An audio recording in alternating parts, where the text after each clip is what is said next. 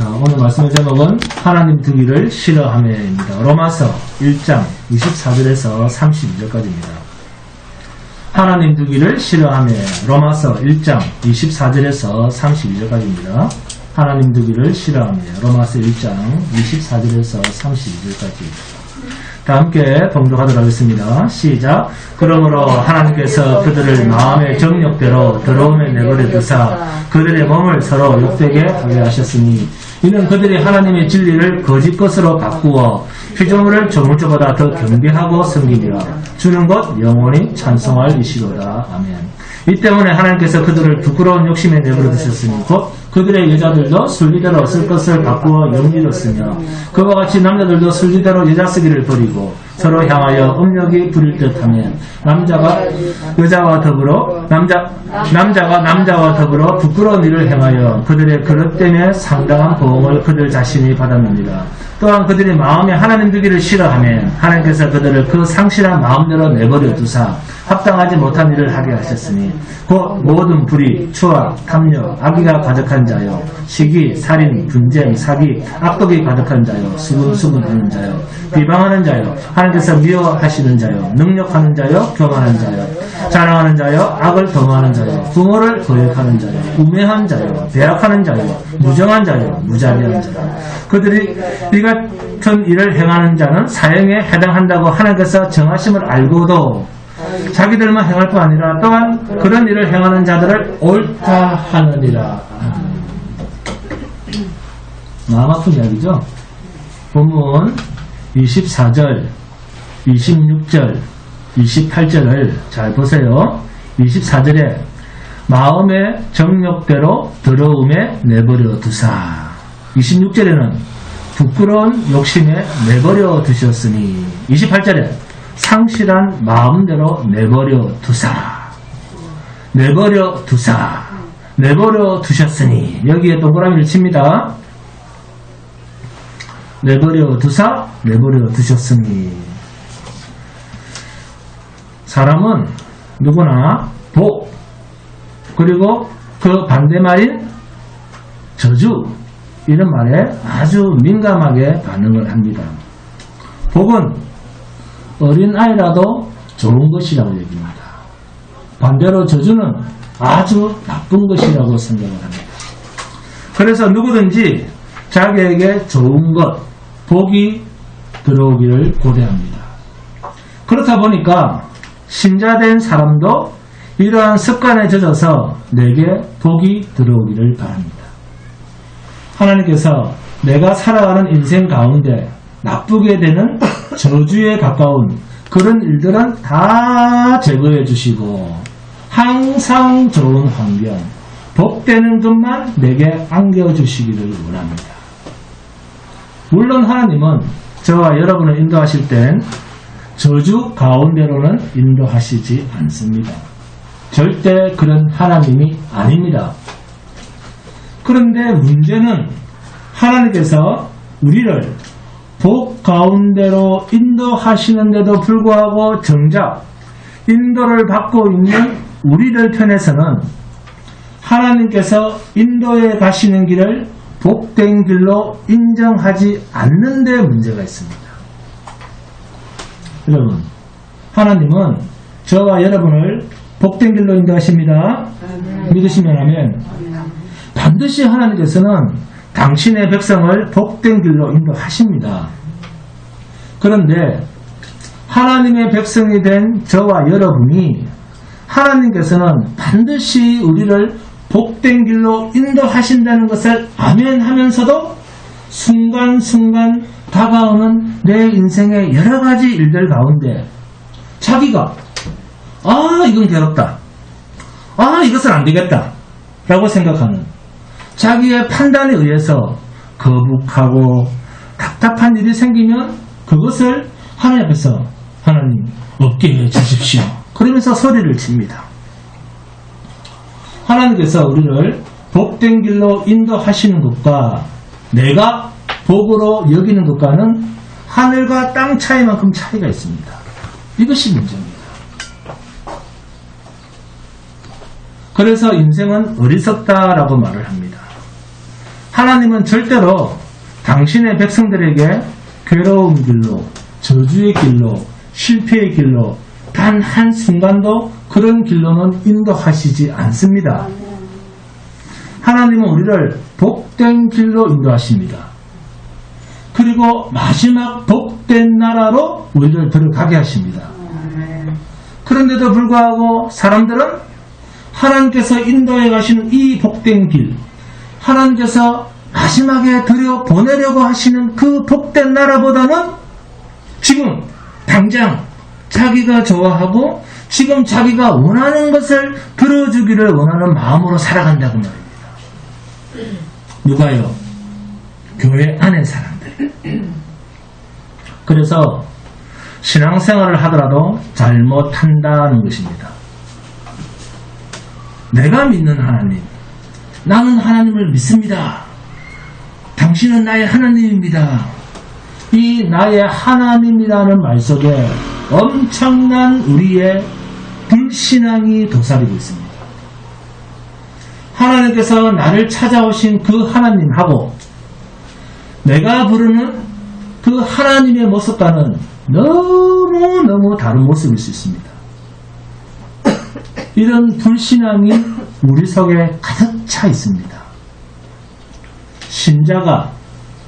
신자 아닌 자가 잘 되었다고 불신자가 좋다고 여기는 그것을 신자도 부러워하고 좋아한다고 한다면 그것은 저주를 좋아하고 부러워하는 꼴입니다.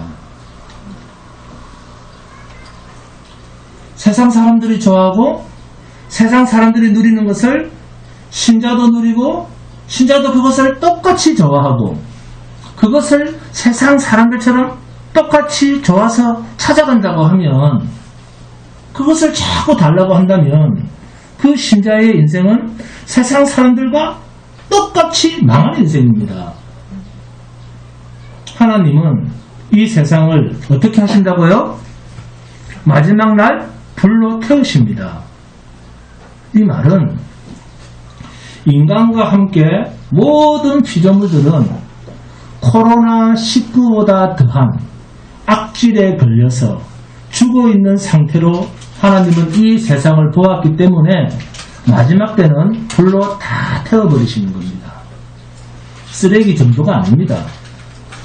불태워 없애버리지 않으면 안 될 악질에 걸려서 죽어있는 상태, 이게 지금 우리가 살고 있는 세상입니다. 이 사실을 안다고 하면서도 여전히 이방인의 성공을 부러워하고 산다라고 하면 어떻게 그 사람을 믿음이 있는 사람이라 신자라 그렇게 정의를 내릴 수가 있습니까? 돈 많이 벌고 사회에서 권력을 쥐고 성공하면 하나님의 축복입니까? 정말 그렇습니까? 그러면 이방인이든 신자든 상관없이 서로 똑같잖아요. 돈 많고 세상에서 성공하면 하나님의 복 안에 든 자입니까? 정말 그렇습니까? 세상에서 성공한 사람이 복 안에 든 사람입니까? 만약 그게 복이라면 말입니다. 말도 안 되는 소리 아닙니까? 복이 뭡니까? 복의 근원 강림하사 찬송하게 하소서. 누가 복의 근원입니까? 그리스도 예수가 복의 근원 아닙니까? 그런데 어떻게 돈 벌고 성공한 것이 복입니까? 참 복의 사람은 그리스도가 성령으로 내 안에 와 있는 사람, 신자, 성도입니다. 그 자체가, 성도 자체가 복덩어리입니다. 다른 건 복이 아니에요. 이렇듯 신자라 말하면서도 무엇이 저주인지, 무엇이 복인지 구분도 못하는 사람, 여전히 이방인을 부러워하는 사람은 여전히 어리석은 인생을 반복하면서 살 수밖에 없습니다. 그래서 우리는 무엇이 참된 복인가, 무엇이 참된 저주인가 하는 것을 깨닫고 정말 참된 복, 그 복 안에서 살기를 소원하고 참된 복으로 기뻐하고 감사하는 성도가 되어야 됩니다. 로마서 1장 18절입니다. 함께 봉독합니다.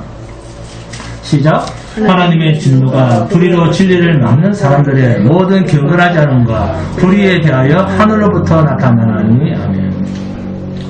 하나님의 진노가 어떤 모습입니까?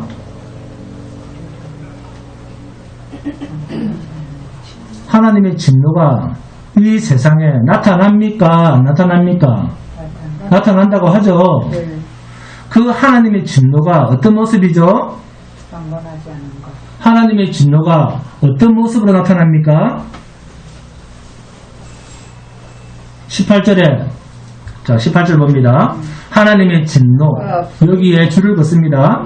하나님의 진노, 18절에 줄을 긋고, 본문 18절에 하나님의 진노, 여기에 줄을 긋고, 24절에 그들을 마음의 정욕대로 더러움에 내버려 두사, 여기에 줄을 긋고 서로 연결을 시킵니다. 그러면 하나님의 진노는 인간들이 자기 멋대로 살도록 내버려 두는 것, 이것이 하나님의 진노랍니다. 그런데 히브리서 12장 8절을 보시면 징계는 다 받는 것이거늘 너희에게 없으면 사생자여 친아들이 아닙니다. 자, 사생자가 무슨 뜻입니까? 그렇습니다. 우리 중학교 너무 똑똑해요. 아버지 없이 난 자를 사생자라, 참 아들이 아니다. 어떤 자가 사생자다? 징계가 없는 자가 내버려뒀다는 말입니다. 내버려뒀다는 말은 이 세상에서의 진정한 사랑은 뭐가 있는 것이다? 책망과 채찍이 있는 것이다. 징계가 있는 것이다. 그 말이에요. 이 세상에서 가장 무서운 벌은 사랑도 아닙니다. 미움도 아닙니다. 뭘까요? 그렇습니다. 무관심입니다. 네?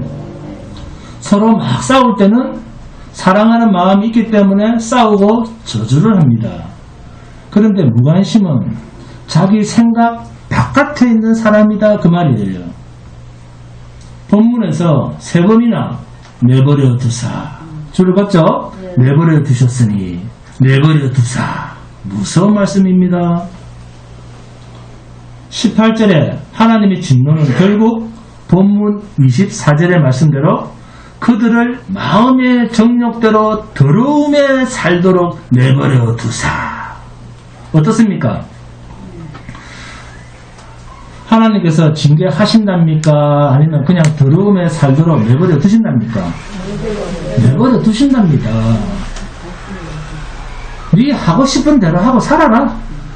이게 가장 무서운 하나님의 진노입니다. 본문 28절을 보세요.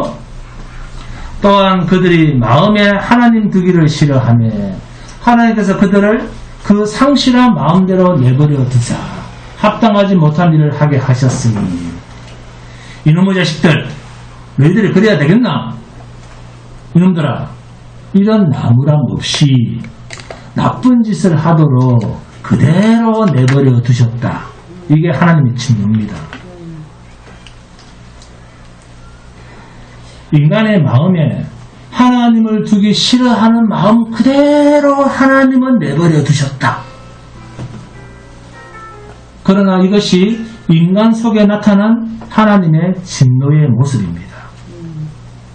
이사야서를 보시면 하나님께서는 성도에게 무슨 떡을 먹인다고 합니까? 지금까지 이사야서 한 번도 못 들어보신 분 대체 아는 게 별로 없는 것 같아요. 자, 하나님께서 성도에게 무슨 떡을 먹인다고 합니까? 자, 이사야서 봅니다. 이사야서 30장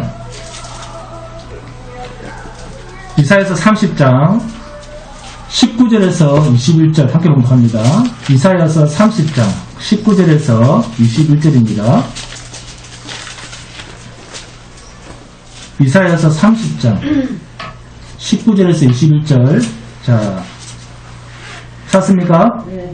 자, 함께 공부합니다. 시작. 시온에 거주하며 예루살렘에 거주하는 백성아, 너는 다시 통곡하지 아니할 것이라. 그가 내 부르짖는 소리를 말미암아 내게 은혜를 베푸시되 그가 들으실 때에 내가 내게 응답하시리라. 주께서 너에게 반란의 뜻과 고생의 물을 주시나 내 스승은 다시 숨기지 아니하시리니 내 눈이 내 스승을 볼 것이며 너희가 오른쪽으로 치우치든지 왼쪽으로 치우치든지 내 귀에서 말소리가 내 귀에 들려 이르기를 이것이 바른 길이니 너희는 이리로 가라 할 것이며 하면 무슨 떡을 먹이신다고요? 환난의 떡. 무슨 물을 마시게 한다고요? 고생의 물. 외우시기 바랍니다. 외우세요. 환난의 떡과 고생의 물을 누구에게 마시게 한다고요? 그렇죠. 자기 백성에게. 그러나 이것이 그들로 하여금 좌우로 치우치지 않게 하는 바른 길로 가게 하는 하나님의 방법이라고 말합니다. 이사야서 30장 21절에 너희가 오른쪽으로 치우치든지 왼쪽으로 치우치든지 내 뒤에서 말소리가 내 귀에 들려 이르기를 이것이 바른 길이니 너희는 이리로 가라. 어떤 길? 어떤 길요? 그렇습니다. 환난의 떡과 고생의 물이 있는 길. 이것이 하나님께서 자기 백성에게 내신 길이랍니다. 그런데 이 길이 하나님의 백성에게는 복된 길이랍니다. 그러나 세상 사람들, 하나님께서 버리신 자, 유기된 자들은 먹든지 마시든지 무엇을 하든지 그대로 내버려뒀습니다. 어떤 상태로 내버려두셨습니까? 유기된 자들은 하나님을 두기 싫어하는 인간의 가장 완악한 채 그 상태에 그대로 내버려뒀답니다. 그러면 복 안에 있는 상태는 하나님 앞에서 무엇을 한다? 말씀에 순종하는 상태로 사는 것이고, 저주 가운데 있는 것은 하나님의 말씀을 어떤 상태? 외면한 채로 살아가는 상태. 이것이 바로 저주 가운데 사는 모습입니다. 하나님은 복과 저주의 기준을 어떤 상태로 두셨죠? 하나님의 말씀을 순종하는 상태의 삶을 복 있는 상태. 저주는 그 반대로 하나님의 말씀을 떠나 자기 멋대로 사는 상태. 이것을 저주라 했습니다. 오늘 로마서 본문에서도 그렇습니다. 하나님의 진노가 어떤 상태요? 하나님의 진노가 어떤 상태로? 저주의 상태. 그게 어떤 상태로? 자기 멋대로 살도록 내버려둔 상태. 이것이 신명기 28장입니다. 그렇다고 행위로 복과 저주를 결정하려고 하는 하나님의 율법이 아닙니다. 예레미야 1장 16절에서도 보면 무리가 나를 버리고 다른 신들에게 분향하며 자기 손으로 만든 것들에 절하였은즉 내가 나의 심판을 그들에게 선고하여 그들의 모든 죄악을 징계하리라. 하나님은 처음부터 끝까지 자기 백성에게는 우리의 행위가 아니라 약속으로 임합니다. 약속. 하나님의 약속으로. 하나님의 약속으로. 그 약속은 우리 인간들에게 자기 백성들이 하나님 앞에서 행할 약속, 계약이 아닙니다. 일방적으로 하나님께서 우리에게 행해 주신다라고 하는 게 계약입니다. 이것이 독특한 하나님의 언약입니다. 이 하나님의 언약의 완성을 위하여 하나님께서는 독생자 예수를 이 땅에 보내신 것입니다. 그리고 그로 하여금 십자가에서 죽게 하신 것입니다. 이것이 창세기부터 이어온 하나님의 약속의 성취입니다. 그런데 이것조차도 인간은 못 믿어합니다. 왜 인간은 예수님이 하신 일을, 하나님이 하신 일을 못 믿어할까요? 왜요? 내가 해야 된다는 거죠. 내가 해야 믿을 수 있다는 거죠. 자기가 해야 된다는 겁니다. 이것이 인간의 불신앙입니다. 우리가 가장 좋아 보이는 그 모습이 불신앙이에요. 어떻게 믿지 못했습니까? 주님이 이 땅에 오셨을 때 자기 백성들이 어떻게 했다고요? 영접하지 않았다. 우리에게 하나님께서 이루어 주시겠다고 하는 그 엄청난 축복의 역사를 감당하시기 위해서 오신 메시아 예수를 배척했습니다. 하나님이 하시는 일을 믿지 못하겠다는 겁니다. 그래서 결국 예수를 십자가에 매달아 죽였습니다. 왜요? 왜 죽였을까요? 우리가 내가 원하는 메시아가 아니라는 거죠.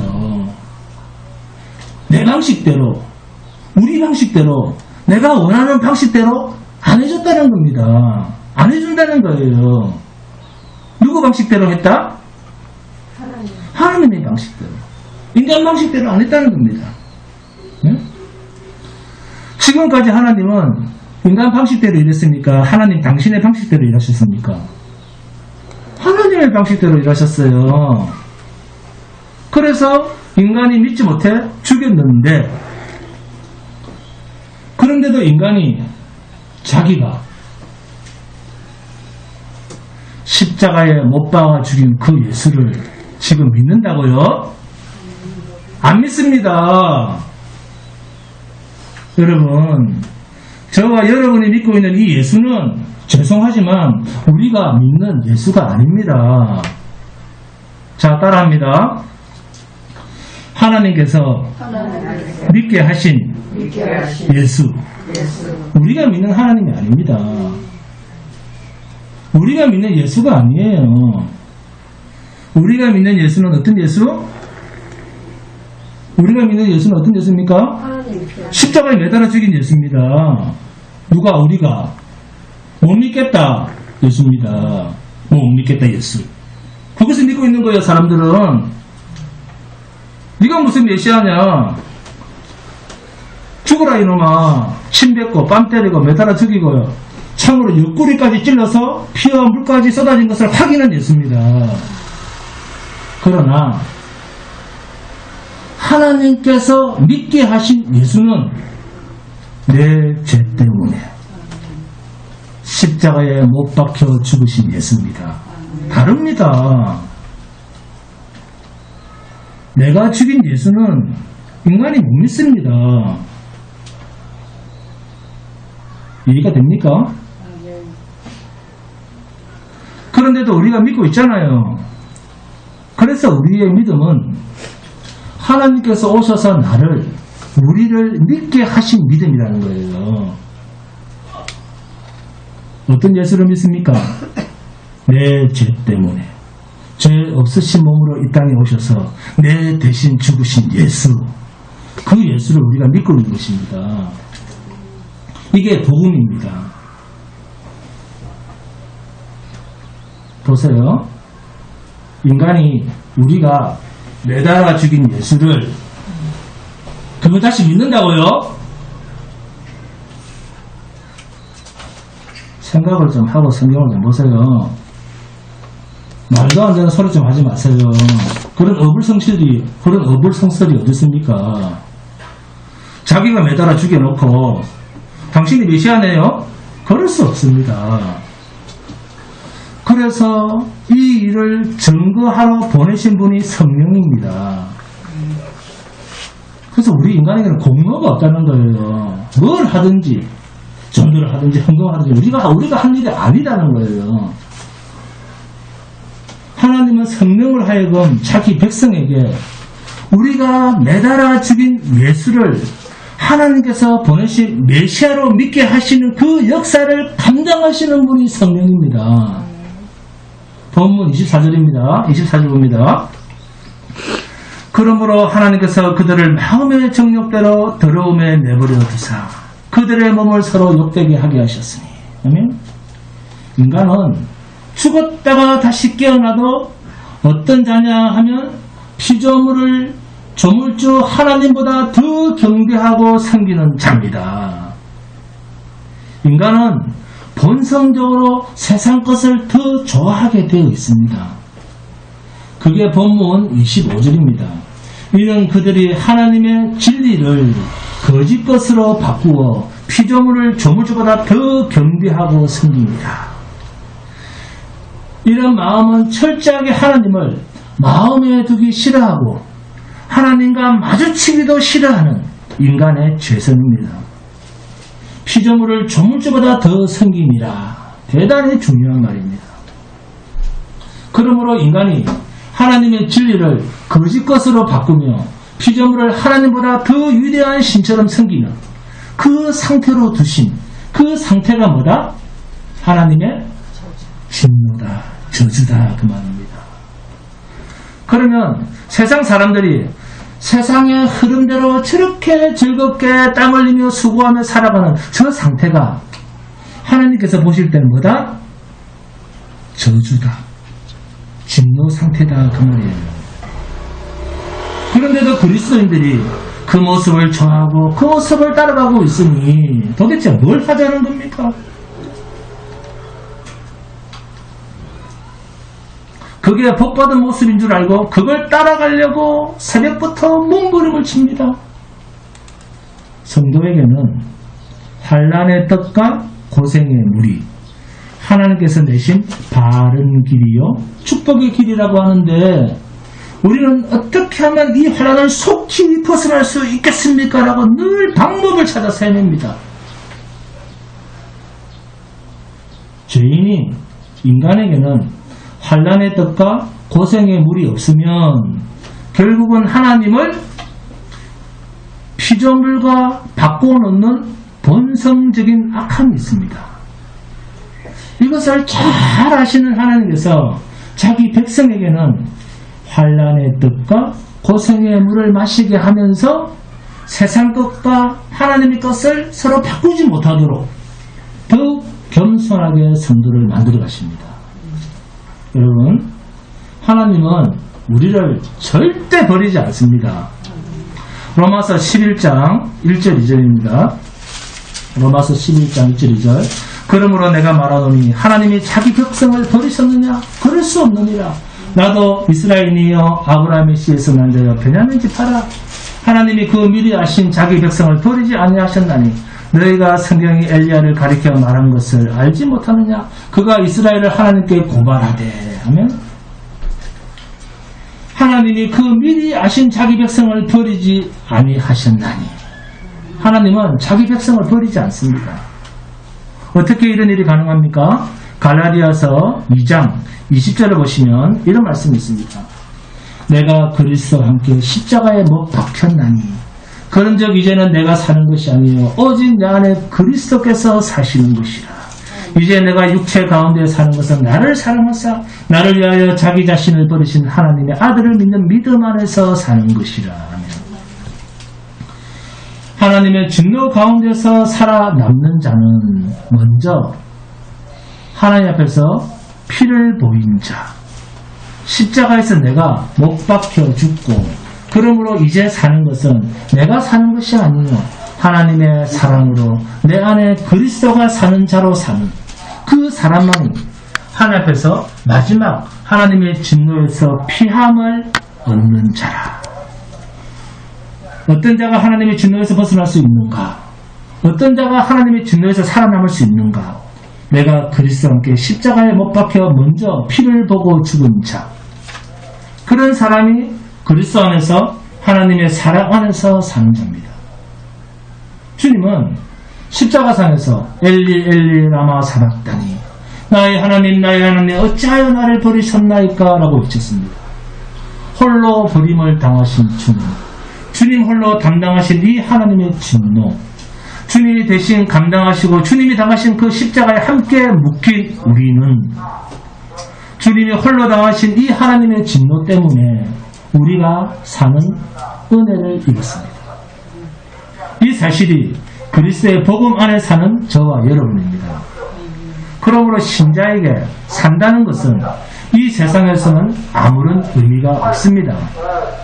인간이란 본래 죽음을 향해 달려가는 존재입니다. 그러므로 이제 사는 것은 그런 나를 죽음에서 건져주신 자를 위해서 사는 그 삶이 본분이어야 됩니다. 세상 사람들은 무엇을 향해서 달려가고 있습니까? 죽음을 향해서 달려가고 있다. 어떤 죽음요? 영원한 죽음입니다.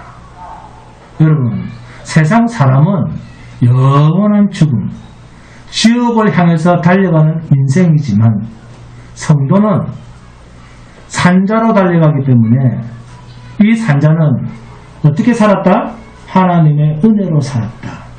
그렇다면 내가 죽어야 할 자리에 누가 죽었다? 예수가 내 대신 죽었다. 그러면 성도는 누구를 위해서 살게 되어 있습니까? 예수를 위해 살 수밖에 없지 않습니까? 그래서 그리스도인은 그리스도를 위해 살게 되어 있습니다. 이런 당연한 원리를 무시하고 자기 멋대로 지금도 예수 안에 산다고 하면서 복 주세요 하면서 살고 있으니 웃기는 이야기 아닙니까? 복은 이미 받았는데 어떤 복?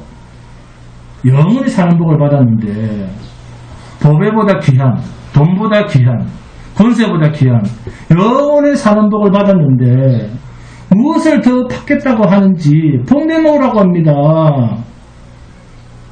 주를 위해 사는 것이 참 복된 인생입니다. 그래서 바울은 갈라디아서 5장 24절 25절에서 그리스도 예수의 사람들은 육체와 함께 그 정욕과 탐심을 십자가에 못 박았느니라. 만일 우리가 성령으로 살면 또한 성령으로 행할지니. 아멘? 성령으로 말미암아 산다. 나는 성령의 사람으로 산다. 이렇게 고백하고 있습니다. 우리가 예수 그리스도를 믿게 되었다는 것은 당신님의 몸을 버리신 예수 그리스도 안에서 사는 존재가 되었다 그 말이에요. 그러므로 신자가 산다는 것은 나를 위해서 죽으신 예수를 위해 사는 것입니다.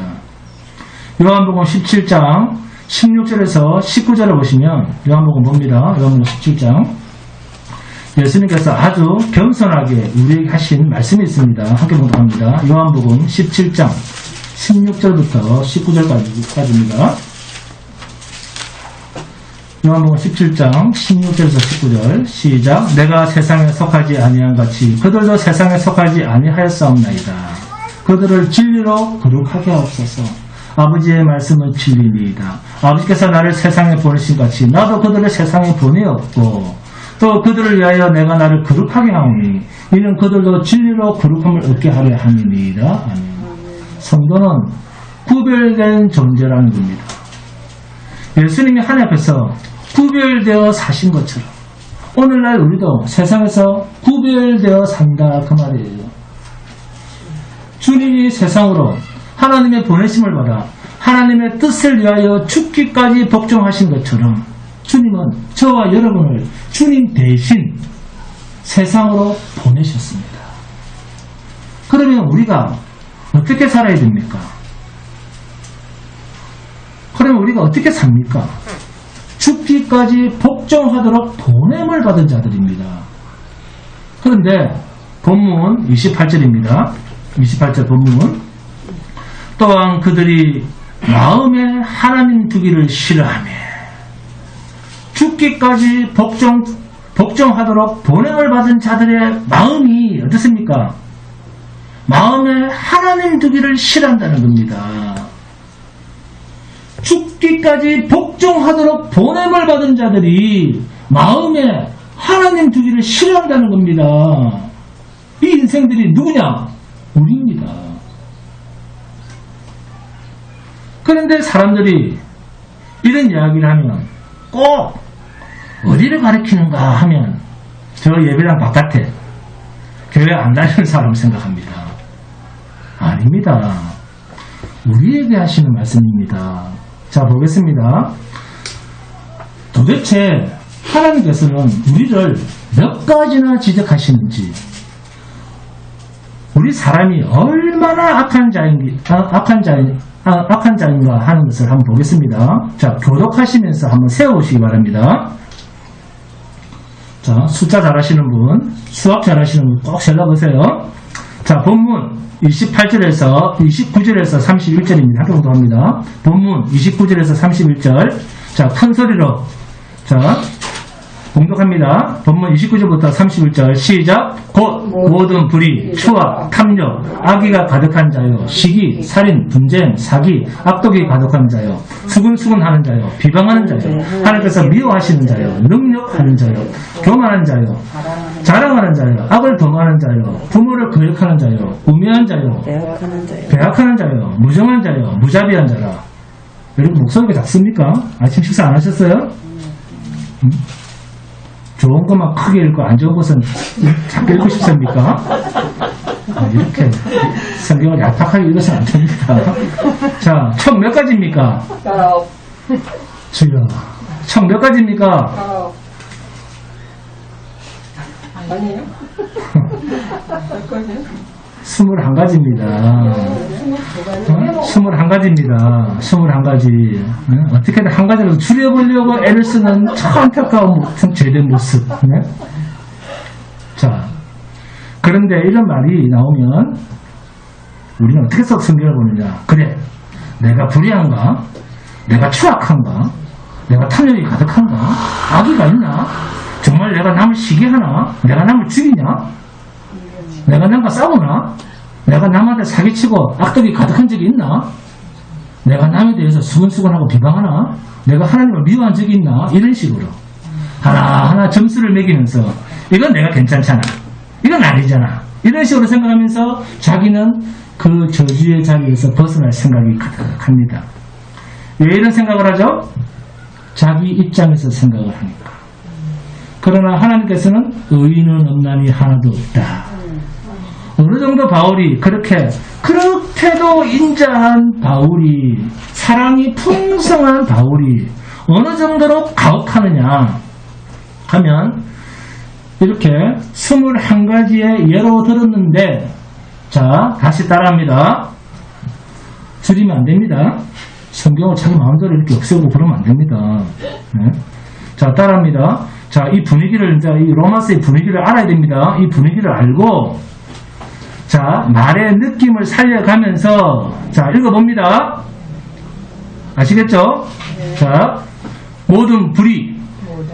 자, 따라합니다. 모든 불의. 추악. 탐욕. 목소리가 작네요. 분위기를 살리면서 억양을 넣어가면서 아주 강하게, 다시 처음부터, 모든 불의. 추악. 이렇게 악센트가 크게 나와야 됩니다. 탐욕. 악의가 가득한 자요. 시기. 살인. 사람을 죽이는 살인이 있다는 겁니다. 누가요? 할렐루야. 자, 따라합니다. 내가. 크게 이렇게 지금 우리한테 하는 이야기예요. 자, 내가 살인. 분쟁. 사기. 누가? 내가 뭡니까? 사기꾼. 따라합니다. 내가 사기꾼. 성경에 있잖아요. 성경에. 제가 거짓말하는 게 아니고. 악독이 가득한 자요. 우리에게는 악한 독이 가득하다잖아요. 수근수근하는 자요. 큰 소리 또 갑자기 목소리 줄이죠. 자, 크게 따라합니다. 수근수근하는 자요. 비방하는 자. 하나님을 미워하는 자. 능력하는 자. 교만한 자. 자랑하는 자. 악을 도모하는 자. 부모를 거역하는 자. 우매한 자. 배악하는 자. 무정한 자. 무자비한 자. 이게 다 누굽니까? 그렇습니다. 우리입니다. 그렇게나 사랑이 풍성하고 인자한 바울이 이렇게나 심하게 우리의 정체성에 대해서 지적을 하고 있습니다. 양승창 목사는 세례 요한과 예수님과 바울에 비하면 너무 부드럽지 않습니까? 저는 여러분한테 왜 이 사기꾼들 이런 말 한 적 있습니까? 한 번도 없잖아요. 이렇게 사도 바울보다 제가 더 부드러운데 왜 저보러 인자하다 그렇게는 말 안 하고 강하다 그럽니까? 우리 성도들 참 나를 이상하게 보는 겁니다. 바울 사도는 대놓고 스트레이트로 말하잖아요. 우리가 그런 사람입니다. 본문을 보니까 하나님께서는 이렇게 인간을 싸잡아서 매도하는 것 같은 이러한 말씀, 마음에 하나님 두기를 싫어하는 인간이 세상을 어떻게 살아가고 있다고요? 하나님을 마음에 두기 싫어하는 인간이 결국 하나님과 반대되는 마음을 가지고 사는 겁니다. 이것이 21가지 나열된 악독한 마음이 우리에게 있다는 겁니다. 솔직히 여러분이 정말로 하나님을 마음에 두기 좋아서 하나님을 섬기고 있습니까? 얼마나 우리가 하나님을 마음에 두기 싫어하면 하나님께서 일방적으로 우리를 찾아오셔서 우리 속에 함께 거하시겠습니까? 그런데 일방적으로 찾아서 우리 속에 함께 거하심에도 불구하고 아직도 하나님의 마음과는 반대되는 길로 가려고 하고 있지 않습니까? 그리고 가고 있지 않습니까?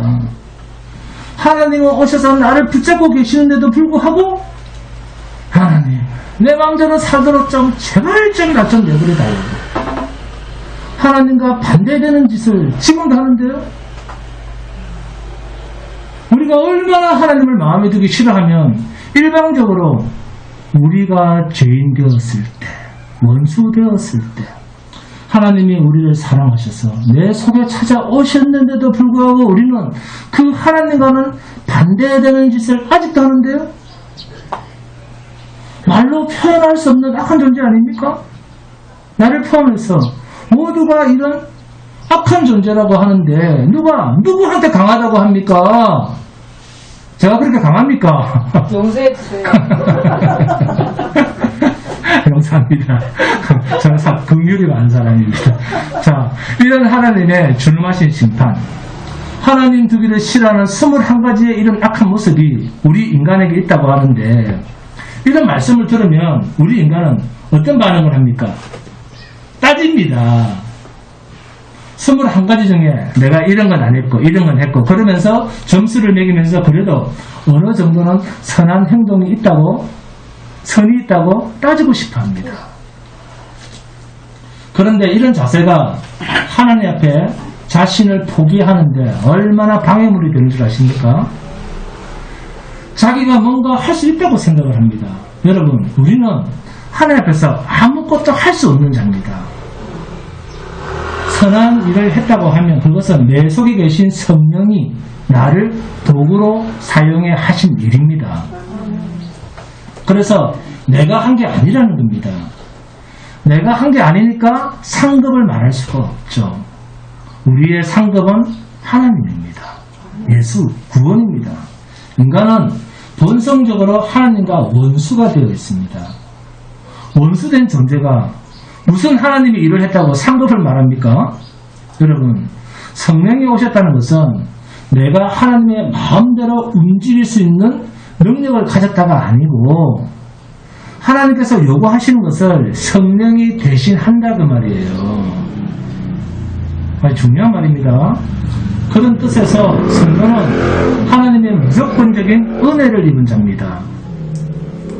성령의 능력이 역사하는 자입니다. 내가 역사하는 것이 아니에요.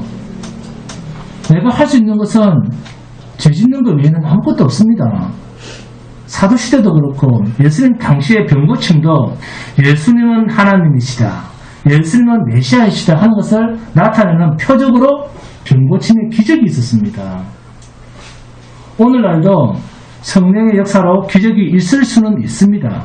그러나 병고침의 표적은 믿지 않는 자를 믿게 하기 위한 구원에 한정되어 있습니다. 구원받은 믿은 자들에게는 병고침 같은 표적은 절대 없습니다. 여러분이 5세 시대부터 세워진 장로교로 오셨으면 6,000년 이상의 역사를 가진 장로교 교리와 헌법을 숙지하고 순종하셔야 됩니다. 장로교 교리와 장로교 헌법은 사람이 만든 것이 아니라 수천 년, 수백 년을 이어온 검증을 통해서 신학자들과 교회의 공인을 받은 것입니다. 사사로이 개인의 판단으로 생각하시면 안 됩니다. 헌법 제4장 교회의 직원 제1조 교회의 기초직원에서 기적을 행할 은사를 사도들에게 주셨고 성경이 완성되므로 사도적 기적도 이제는 없습니다. 개인적 병고침의 은사 그런 건 없습니다. 그런 종교 사기꾼 마귀의 미혹에 넘어가시면 안 됩니다. 그래도 나는 못 믿겠다 목사님 하시는 분은 호스피스 병동에 가서 말기암 환자를 살리라 해보세요. 코로나19를 없애라 해보세요. 맹인을 데리고 와서 눈이 밝아지나 확인하세요. 장례식장 가서 죽은 자를 살리라 하세요. 그것도 3년 기도했으니까 나왔다. 그럽니까? 즉시입니다. 즉시. 성경을 좀 알고 이야기를 하세요. 예수님과 사도들도 즉시 그 일이 일어났습니다. 자, 선언합니다. 상급, 병고침 이런 건 없습니다. 오직 성도는 뭐로만 산다? 말씀과 믿음으로만 사는 자입니다. 아멘? 본문에서 불의함, 추악함 이런 것들이 하나님께서 합당치 않다는 말씀을 두고 자기 자신을 생각할 때 물론 나에게도 해당되는 부분도 있지만 그래도 다 해당되는 것이 아니고 일부만 해당돼 이렇게 반발하지 마세요. 이 악함을 조금이라도 가볍게 해보려고 빠져나갈 구멍을 만들지 마세요. 19가지입니다. 이렇게 줄이지 마세요. 주님 옳습니다. 내가 바로 그런 자입니다. 내가 이 21가지 이상 이렇게 얘기를 하셔야지. 그걸 줄여요. 줄여. 응? 더 악함을 가지고 있는 철저하게 망한 자입니다. 아멘?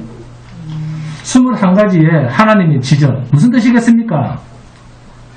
너희는 철저하게 죄인이다 그 말이에요. 인간의 전적 타락을 말합니다. 너희는 전체로 썩었다. 우리는 하나님 앞에서 모든 것이 거친 자입니다. 율법의 100가지 중 99가지를 다 행한 후에 한 가지라도 넘어지면 그 자는 율법 전체를 어긴 자입니다. 하나님께서는 전체로 말씀하시지 인간처럼 하나님 이건 했고 이건 안 했고 이건 합격 이건 불합격이네요. 그래서 저는 90점입니다. 하나님 우수하죠. 하나님은 인간처럼 그런 점수 100점을 하지 않습니다. 쭉 채점해 가시다가 전체를 보시고 어디가 틀렸는가 하나만 걸려도 이놈아 너는 틀린 놈이야. 끝난 인생이야. 지옥. 하나님은 이렇게 평가하십니다. 하나님은 틀린 게 있는가 없는가 하나만 봅니다. 하나만. 오늘 본문에는 인간의 악, 죄에 대한 여러 항목이 나열되어 있습니다. 그러나 이것이 하나님께서 이런 죄도 있고 저런 죄도 있다 이런 말씀이 아니라 인간의 악 중에 21가지를 말하면서 인간이 이만큼이나 하나님 나 여호와를 마음에 두고 살기를 싫어하는 심보다 그 말씀하시는 거예요. 예를 들어서 무정한 자가 있다. 정이 없다. 그러면 정이 없는 자신을 보면서 나는 20가지는 다 괜찮은데 이 한 가지 정이 없네? 그러니까 나는 95점이야. 이렇게 생각해야 됩니까? 아니면 나는 하나님 두기를 싫어하는 자구나. 이렇게 성경을 봐야 됩니까? 자, 따라합니다. 나는 하나님 두기를 싫어하는 자다. 자, 하나님 두기를 싫어하는 자는 어떻게 된다고요? 본문 32절에 보니까 그렇습니다. 사형에 해당된다. 지옥불 한가운데로 들어간다. 이 말은 결국 신자라 할지라도 하나님 이것은 불신자의 모습이고 신자인 저와는 상관이 없습니다. 이런 말을 하지 못하도록 여전히 철저하게 저는 하나님 앞에서 죄인입니다 라고 고백하도록 하기 위해서 이런 말씀을 사도 바울을 통해서 우리에게 하시는 겁니다. 인간은 태어나면서부터 자기 인생의 성공을 위해서 태어납니다. 그래서 인간은 날 때부터 욕심이 있고 어린아이는 어린아이대로 욕심이 있습니다. 그러다가 어른이 될수록 욕심 보따리가 커집니다. 그러나 살아가면서 이 욕심 보따리가 줄어들어서 나에 대한 욕심이 하나도 없는 상태, 그 사람을 뭐라고 합니까? 성도라고 합니다. 자기가 온전히 포기되어져 있는 상태, 자기가 부인된 상태, 그게 성도입니다. 이것은 인간의 힘으로는 되지 않습니다. 하나님께서 일방적으로 하시는 일입니다. 자기 마음을 다스리는 하나님 없이 자기 마음대로 살아가는 자, 그런 사람은 절대로 이 욕심 보따리가 줄어들 수가 없습니다. 이런 자에게 있는 것이 뭡니까? 모든 불의, 추악, 탐욕, 악의, 시기, 살인, 분쟁, 사기, 악독, 수근수근, 비방, 하나님을 미워하는 자, 능력하는 자, 도마하는 자, 자랑하는 자, 악을 도모하는 자, 부모를 거역하는 자, 우매한 자, 배약하는 자, 무정한 자, 무자비한 자, 이런 것들이 그 안에 가득 차 있습니다. 이런 것들이 없으려면 인간 속에 있는 모든 욕심이 없어져야 됩니다. 그런데 이게 가능합니까? 그래서 사도 바울은 내 정과 욕심을 그리스도의 십자가에 못 박았느니라. 갈라디아서 5장 24절입니다. 그리스도 예수의 사람들은 육체와 함께 그 정욕과 탐심을 십자가에 못 박았느니라. 아멘? 세상 모든 사람들은 마음에 하나님 두기를 싫어한 채 자기 인생을 자기 힘으로 살려고 몸부림을 치고 있습니다. 그리고 하나님께서는 그들을 그냥 그대로 내버려 두십니다. 네 하고 싶은 대로 살아라. 그러나 이것은 하나님의 진노의 방법입니다. 이 세상을 향한 하나님의 진노의 방법. 자기 하고 싶은 그대로 내버려 두셨습니다. 내버려 두니까 인간이 뭘 하는가 하면 이 땅에서 자기의 모든 욕심을 성취하기 위해서 온갖 방법을 다 동원해서 삽니다. 그것이 불의, 추악, 탐욕, 악의, 시기, 살인 등입니다. 이것은 결국 하나님께서 정하신 사형이라고 하는 형벌이 있음에도 불구하고 이렇게 하는 사람들을 옳다라고 한다는 겁니다. 문제는 옳다라고 세상은 힘을 선이라고 여깁니다. 이것은 짐승이 사는 사유의 불문율입니다. 약육강식. 강한 자는 약한 자를 잡아먹습니다. 적자 생존입니다. 그러나 하나님의 나라는 힘이 아닙니다. 은혜의 나라입니다. 은혜의 공동체입니다. 마음에 하나님을 두기 싫어하는 인간에게 성령이 찾아오셔서 하나님, 세상에서 내 인생은 어떻게 되든지 상관이 없습니까? 하나님이 내 마음에 오셔서 나를 간섭하시고 천국으로 인도에 가시기를 소원합니다. 라고 두 손 드는 자가 있다면 그가 바로 성령이 있는 자요, 하나님의 백성입니다. 내가 선한 일을 많이 하고 착한 일을 많이 하니까 나는 천국 백성입니다. 아닙니다. 우리에게는 선한 일을 행할 능력 자체가 없습니다. 우리도 세상 사람들처럼 죽도록 죄짓다가 갑니다. 죽도록 뭐 하다가 죄짓다가 간다니까요. 아무리 성령이 와 계셔도 우리는 생각부터 죄를 짓습니다. 그래서 오죽하면 사도 바울이 나는 날마다 뭐 한다? 죽노라. 왜? 안 죽으면 어떻게 되길래? 왜 죽습니까? 하루만 죽으면 됐지. 왜 날마다 죽습니까? 바울이 왜 날마다 죽습니까? 우리는 하루만 죽고 싶어 하잖아요. 근데 왜 날마다 죽습니까? 왜 날마다 죽어야 됩니까? 살아있으면 뭐 하기 때문에? 그렇습니다. 죄 짓기 때문에. 어떤 죄? 하나님의 명령을 대적하는 자로 내가 살기 때문에. 그래서 바울이 내가 죽노라 라는 말의 의미는 내 정과 욕심을 십자가에 못 박는다. 성령이 왕노릇하게 하신다. 그 말이에요. 나 안에 계신 성령이 왕노릇하게 하시려고 나는 죽노라. 그래서 성령이 하시는 대로 내 인생이 끌려가도록 하기 위해서 나는 날마다 죽노라. 아멘. 사랑하는 여러분, 우리 속에서 성령이 함께하고 계시는 것은 하나님의 은혜입니다. 이 은혜를 아는 자는 하나님께서 너희는 철저하게 악한 자야 라고 말씀할 때 즉시 아멘 합니다. 왜 우리가 악합니까? 우리도 선한 일을 많이 했잖아요. 그런 반발을 하지 않습니다. 예, 저는 죽어 마땅한 죄인입니다. 예, 내가 가장 세상에서 악한 자입니다. 이렇게 고백하게 되어 있어요. 어떤 자가? 성령 받은 자는. 성령이 내적 조명을 하실 때 우리의 악함은 더욱 밝히 드러납니다. 범사에 이 성령의 내적 조명을 받고 우리의 죄악을 대신하신 그 하나님의 은혜에 감사하며 사는 복된 성도가 되시기를 주님의 이름으로 축원드립니다.